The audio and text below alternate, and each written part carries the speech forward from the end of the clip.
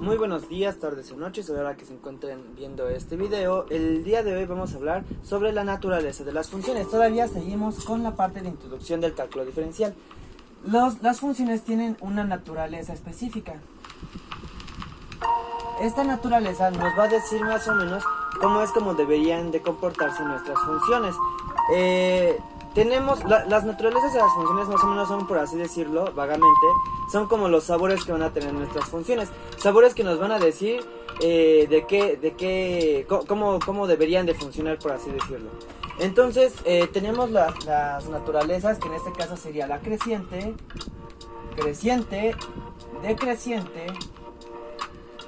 Tenemos la estrictamente creciente y la estrictamente decreciente.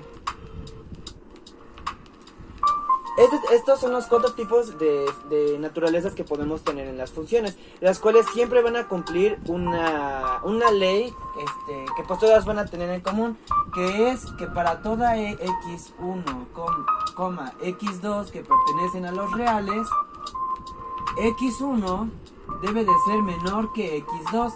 Basados en esta propiedad o en esta ley que nosotros tenemos, partimos de cómo deberían de funcionar estas naturalezas.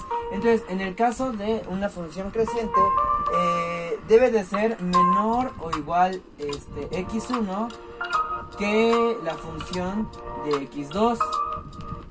Después, para la decreciente, debe de ser la función de x1 mayor o igual que la función en x2. Esto puede parecer un tanto contradictorio, porque cuando uno piensa en algo creciente, pues se imagina que debería de ser mayor o igual que, y cuando uno piensa en algo que decrece debe de ser menor que. Pero más adelante con ejemplos vamos a explicar por qué se ven de esta forma las funciones. Después tenemos estrictamente decreciente. Estrictamente decreciente, basado en esta propiedad, tenemos que la función de x1 debe de ser estrictamente mayor o únicamente mayor que f de x2. Y en el caso de estrictamente decreciente, debe de ser f de x1. Aquí me equivoqué, perdón. Aquí es menor que. Entonces f de x1 debe de ser mayor que f de x2. Basados entonces en estas hipótesis, podemos descubrir cuál es el funcionamiento real de una función con la que estemos trabajando. Vamos a presentar algunos ejemplos que tenemos en el caso de una función lineal.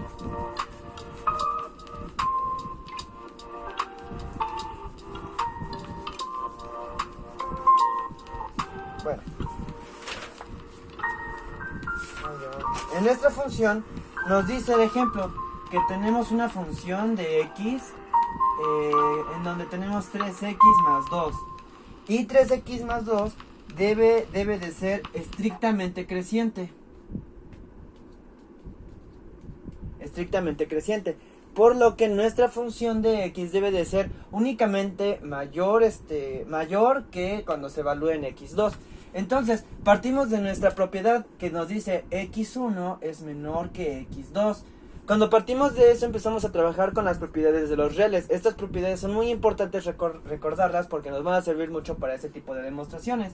La propiedad de los reales pues nos dice que un número dividido sobre sí mismo va a dar 1, y multiplicado 1 por otro valor nos va a dar el otro valor. Entonces en este caso tenemos un 1, que sería 3 medios. 3 medios también lo podemos visualizar como 3x1 menor que 3x2. ¿Y esto por qué? Pues porque pasamos el 3 para el otro lado de la desigualdad, de manera en que esté dividiendo, se va a cancelar y nos va a volver a quedar la principal, la regla principal.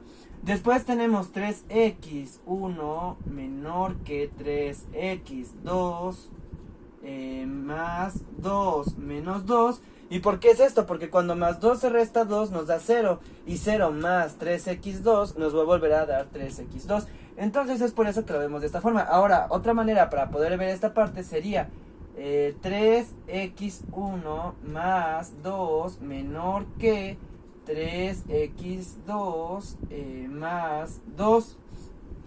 Y esta forma también la podemos ver ya con la evaluación, porque cuando nosotros evaluamos x1 en f de x nos quedaría 3x1 más 2, que es lo que tenemos aquí abajo. Y cuando lo evaluamos en x2, tenemos que sería la función de x2 es igual a 3x2 más 2, que es lo que tenemos aquí abajo. Entonces reescribiéndolo podemos escribirlo como f de x1 más, f de x1 menor que f de x2. Y sabemos que es estrictamente creciente. Ahora, ¿por qué esto debe de ser estrictamente creciente? Porque cuando nosotros le damos valores a x y a x2, entonces, por ejemplo, haciendo una suposición, tenemos que 1 es menor que 2. Después, tenemos que 3x es 3x más 2, evaluándolo en 1, nos daría 3 por 1 más 2. ¿Qué sería esto igual? Pues 3 por 1, 3 más 2 son 5. Y del otro lado tenemos, cuando nosotros evaluamos en 2, sería 3 por 2 más 2. Entonces 3 por 2 son 6, más 2 son 8. Y por lo tanto, decimos que 5 es menor que 8. Entonces se cumple esta propiedad. Pero cuando nosotros hacemos que esta cosa falle, que en vez de poner esto, ponemos el 3, y aquí esto se vuelve mayor, entonces cambian las cosas, porque al final nos quedaría que esto sería mayor y por lo tanto se diría que decrece. Pero en el caso, como nosotros ya estamos hablando de que esta es la propiedad inicial que tenemos, por eso definimos que esta función debe de ser f de x1 menor que f de x2 y por lo tanto es estrictamente creciente. ¿Y por qué es estrictamente creciente? Porque f de x1 no puede ser igual que f de x2, pero f de x1 sí es menor, únicamente menor que f de x2. Entonces se queda concluido y queda demostrado que f de x igual a 3x más 2 es una función estrictamente creciente. La siguiente función que vamos a tomar es una de las funciones que en la sesión pasada mencionamos que era muy extraña y que muy pocas veces la vemos, que en este caso es la función de la parte entera. Entonces f de x va a ser igual a la parte entera de x. Ahora, como también en la sesión anterior lo mencionamos, la regla específica que nos define qué es la función de parte entera nos dice que x siempre va a ser mayor que f de x. Y aparte de que f de x también va a ser menor que f de x más 1. Entonces, esta forma, para poder acomodarla y que quede un poco más simétrica y que se vea mejor, podemos aplicar aquí ¿cómo se llama? Reglas de transitividad. Entonces decimos que f de x es menor que x, pero a su vez x es menor que f de x más 1. ¿Y esto cómo lo podemos comprobar rápidamente de forma matemática? Bueno, decimos que nuestra x va a valer 1.5. 1.5 es nuestra x. Ahora, cuando nosotros le sacamos a la x su parte entera, decimos que es 1. Y 1.5 es mayor que 1. Sin embargo, si a 1 le sumamos 1, nos da 2. Y 2 es mayor que 1.5. Por lo tanto, se cumple. 1 es menor que 1.5 y a su vez 1.5 es menor que 2. Por lo tanto, decimos que 1 es menor que 2. Entonces esta es una forma pues rápida de poder demostrarles cómo funciona matemáticamente esta definición. Ahora vamos a partir utilizando la propiedad de x1 que es menor que x2. En nuestro caso nuestra f de x1 la vamos a nombrar como n y nuestra f de x2 la vamos a nombrar como nuestra m. Entonces, estos dos valores vamos a utilizarlos así, pues para no escribir directamente f de x1 y f de x2. Ahora que nosotros sabemos, ahora vamos a acomodar estas partes en nuestra definición del valor de la parte entera de una función. Que entonces sería n es menor que x, pero a su vez esto es menor que n más 1. Y ahora, m es menor que, aquí es x1, m es menor que x2, que a su vez es menor que m más 1. Entonces, esta es la definición que nosotros tenemos para la parte entera. Ahora, continuamos con esto haciendo la suposición de que también x1 puede ser igual que n. ¿Y cómo podemos decir eso? Pues fácil, porque la parte entera de un número entero va a ser el mismo número entero. Por ejemplo, la parte entera del número 2 va a ser igual a 2, no va a ser 1, ni va a ser otro número, va a ser igual a 2. Entonces podemos suponer que n debe de ser menor o igual que x, y también m puede ser menor o igual que x2. Entonces, ahora que nosotros partimos de esta hipótesis, vamos a utilizar la propiedad que tenemos aquí, que nos dice entonces, utilizando nuestra definición, n es menor o igual que x1, pero x1 es menor que x2, pero x1 es muchísimo menor que n, entonces, que n más 1, entonces tenemos esta definición ahora. N es menor o igual que x más 1, y esto a su vez es menor que x2, y a su vez esto es menor que n más 1. ¿Y cómo lo suponemos esto? Porque como les decía antes, partimos de esta parte, y como nosotros ya sabemos que nuestra x1 es mayor o igual que n, entonces ya tenemos aquí nuestra suposición. Ahora, partiendo de que tenemos que es menor o igual, vamos a suponer ahora que f de x1, que en este caso ya va a ser n, sustituyendo los nombres, va a ser igual a x1. ¿Y cómo sabemos eso? Pues por esta parte que tenemos, donde decimos que 2, su parte entera es 2. Entonces partimos de ahí. Ahora, x1 también puede ser, pues a su vez igual a x2. Y x2 puede ser igual también a la función de x1. ¿Y esto por qué? Por la misma función que nosotros ya tenemos aquí arriba, que nos dice que en x1 es menor que x2, pero a su vez x1 puede ser igual a n, y por esta definición sabemos que como esto es mayor, abre la posibilidad de que x2 también pueda ser igual a n.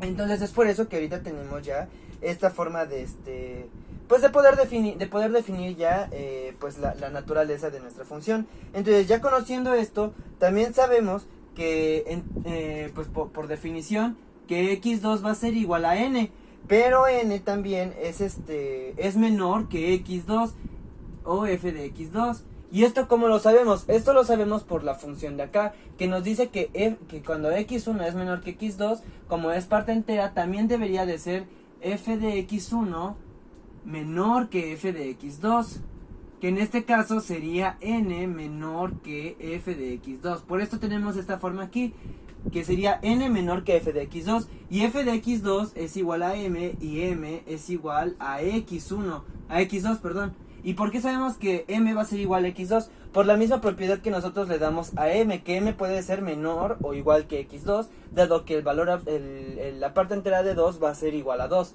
Esa nada más es la suposición matemática que nosotros tenemos. Entonces, por la forma que nosotros tenemos acá, decimos f de x1 es igual a x1, que a su vez es igual a x2, que a su vez es igual que n. Pero n puede ser menor que f de x2, y f de x2 puede ser igual a m, y a su vez m puede ser igual a x2. Por lo tanto, concluimos que f de x1 puede ser menor o igual que f de x2. ¿Y cómo sabemos que es menor o igual? Por lo que ya habíamos mencionado acá arriba, que cabe la posibilidad de que x2 pueda ser igual que n. Entonces, de esa manera también, como x1 es igual a n, bueno, puede ser igual a n, decimos también que la f de x2 puede ser también idéntica a n, que es nuestra f de x1. Entonces queda demostrado que nuestra función es creciente nada más. Creciente. No como el anterior, que era estrictamente creciente.